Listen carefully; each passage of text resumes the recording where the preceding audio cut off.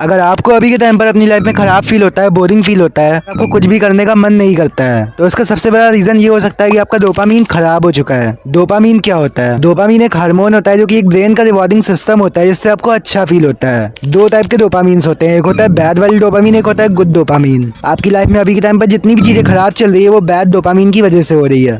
Bad dopamine में आती है वो चीजें जो कि रेगुलरली यहाँ पर नॉर्मलाइज की जाती है, जिसमें फर्स्ट आता है आपका मैस्टरबेशन एंड पोर्नोग्राफी, जो आपको अच्छा फील कराता है। बदले में उससे आपको कुछ भी नहीं मिलता, लेकिन वो सिर्फ और सिर्फ आपको अच्छा फील करवाता है, वो भी कुछ टाइम के लिए। एंड जो टेम्पररी हैप्पीनेस आपको इन कुछ मिनट्स में मिलती है वो फ्यूचर में जाकर आपका बिगेस्ट रिग्रेट बन जाती है। एंड दैट्स व्हाई आप अपनी लाइफ से परेशान रहते हो। जब भी आप पोर्न या मैस्टरबेशन की तरफ जाते हो तो आपको वो चीज करने का मन नहीं होता है, स्टिल वो चीज आपका ब्रेन आपसे करवाता है। भगवत गीता में श्री कृष्ण ने कहा था कि अगर आप अपने माइंड को कंट्रोल नहीं कर पाते हो तो आप अपनी लाइफ को कंट्रोल नहीं कर पाओगे।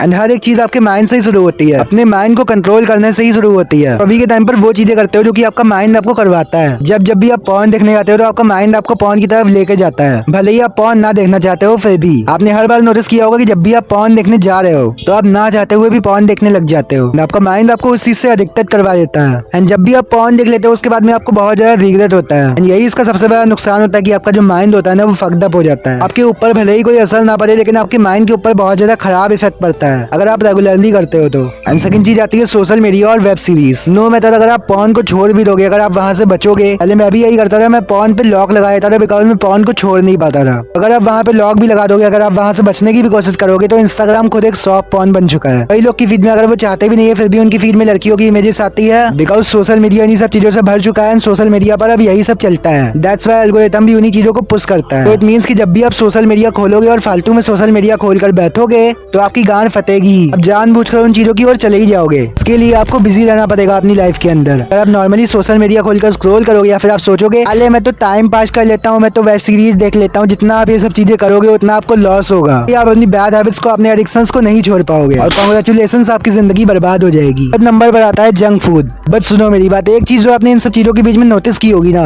वो है कि जो भी चीजें आपके लिए बैड हैबिट्स होती है और जो भी आपको एडिक्टेड बनाती है, जो भी आपका विनाश करवाती है आपकी लाइफ के अंदर, वो चीज काफी कॉमन होती है और उसको सोसाइटी में बहुत ज्यादा नॉर्मलाइज किया जाता है। एंड क्यों नॉर्मलाइज किया जाता है इन सब चीजों को? बिकॉज लोग चाहते हैं कि आप इन चीजों को करते रहो। नॉर्मल लोग जो होते हैं वो इन सब चीजों को करते रहते हैं, लेकिन अगर आपके अंदर थोड़ा सा भी दिमाग होगा, अगर आप थोड़ा सा भी आउट ऑफ द बॉक्स सोच पाओगे और सच में कुछ एनालाइज कर पाओगे तो आपको रियलाइज होगा कि पूरी दुनिया यही सब करने में लगी हुई है। लोग आखिर किस तरह से इन सब चीजों को नॉर्मलाइज किए पड़े हैं। इवन आपके पेरेंट्स भी, आपके घर वाले भी बोलते हैं कि ये सब चीजें नॉर्मल होती है एंड उन चीजों के लिए आपको कोई भी प्रेरित नहीं करता जो कि आपको इन सब चीजों से हट के करना होता है, जो कि आपको अपनी लाइफ में डिसिप्लिन बिल्ड करना होता है। अब जो थर्ड नंबर पर जंक फूड आता है वही देख लो आपकी कितना नॉर्मल होता है। यहाँ पर मोस्टली लोग ओवरवेट होते हैं, कोई भी फिट नहीं होता है बिकॉज ऑफ फूड।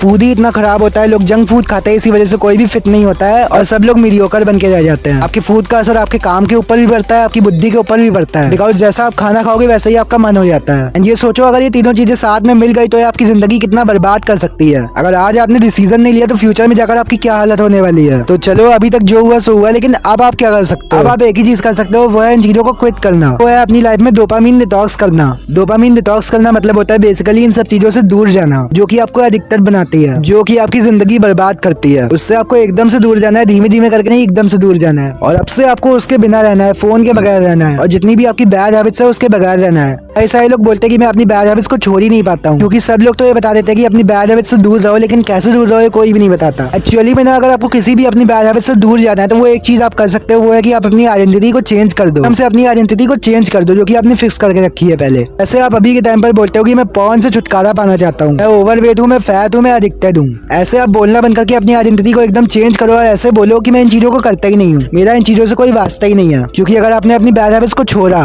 और उसके बाद थोड़ी सी भी वो हैबिट आपके आसपास भटक गई ना तो आप फिर से उसे करने लग जाओगे। मोस्टली लोग नशे को क्यों नहीं छोड़ पाते? इसी वजह से। अगर आपको अपनी किसी भी बैड हैबिट को क्विट करना है तो आपको डोपामीन डिटॉक्स करना है, इन चीजों से दूर रहना है, प्लस आपको अपनी आइडेंटिटी को चेंज कर देना है। जब आप अपनी लाइफ के अंदर कोई गुड हैबिट लेके आओगे तो आपकी जो बैड हैबिट है वो अपने आप ही छूटने लग जाएगी। आप बैड हैबिट्स क्यों करते हो? बिकॉज आपको खुशी नहीं फील होती अपनी लाइफ के अंदर, इसी वजह से आप डिप्रेस्ड होकर बैड हैबिट्स की ओर आगे बढ़ते हो। तो अगर आपको अपनी लाइफ के अंदर वो जो खुशी है वो मिल जाएगी तो आप बैड हैबिट्स की ओर नहीं जाओगे। और वो खुशी कहाँ से आएगी? गुड हैबिट्स को करने से। लाइफ में ना पहली बार जब मुझको बहुत ज्यादा खुश फील हुआ था वो मुझको जिम जाने के बाद में, अपने गोल्स पे काम करने के बाद में हुआ था, बिकॉज मैं खुद पे काम कर रहा था। उसके पहले मैं काफी ज्यादा ब्रोक था, काफी ज्यादा मेरा हार्ट ब्रेक हुआ था एंड मैं अपनी लाइफ के अंदर कुछ भी नहीं कर पाया था। फिर चाहता तो मैं भी बैठ के नशे कर सकता सकता था। और लाइफ में ना बेस्ट डिसीजन यही होता है कि अगर आपको कोई भी दुख है तो उस दुख को लेकर आप नेगेटिव साइड में जाने से अच्छा पॉजिटिव साइड में जाओ। आपको लगेगा कि हम मूवीज की तरह बात कर रहे हैं, लेकिन रियलिटी में अगर आपको अपनी लाइफ को गुड डायरेक्शन में लेके जाना है, अपने घर वालों के सामने आपको सक्सीड होना है, तो आपको अपनी बैड हैबिट्स को छोड़ना पड़ेगा। मैं अपने एक्सपीरियंस से बता रहा हूँ कि आपको अपनी लाइफ में बैड हैबिट्स को छोड़कर गुड हैबिट्स को करना है, and then you will see how your life will change. आपकी लाइफ कितनी बदल जाएगी, आपको कितनी खुशी फील होगी, बिकॉज ये एक लूप होता है।